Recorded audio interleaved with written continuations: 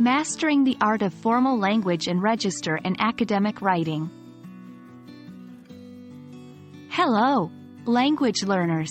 Welcome back to our Advanced English series. Today, we're going to focus on something very important and often overlooked: formal language and register in academic writing. More specifically, we'll explore the appropriate register for different academic disciplines. So, let's dive right in.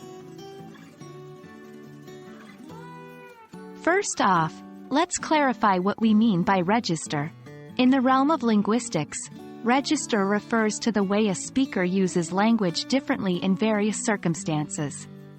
When writing academically, the register can change depending on your audience, the subject matter, and the medium. The key is to always match your language use with the situation.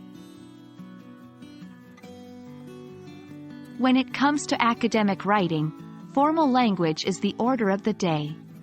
This means you should avoid contractions, slang, colloquialisms, and informal vocabulary. Instead, use complete sentences, complex vocabulary, and maintain an objective tone. Remember, academic writing strives to be formal, precise, and detached, presenting information and arguments logically and clearly. But here's where things get interesting. While all academic writing demands a degree of formality, the exact register can vary between disciplines. In the humanities, for example, a slightly more personal approach may be accepted, while the sciences demand a strictly impersonal tone. Identifying and understanding these differences is crucial to mastering academic writing across a range of subjects. Let's get practical with some examples.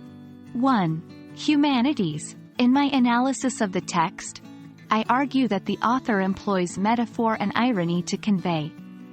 2. Sciences. The data indicates a strong correlation between variable X and variable Y. 3. Social sciences.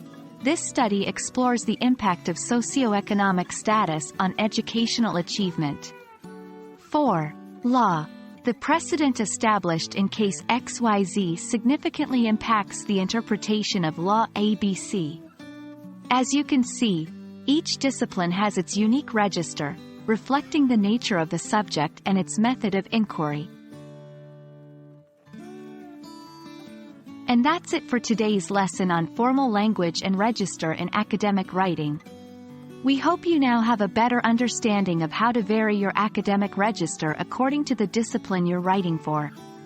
Remember, the key is to always be aware of your audience, subject matter, and medium, and to adjust your language use accordingly. Until next time, happy writing, and keep mastering the English language.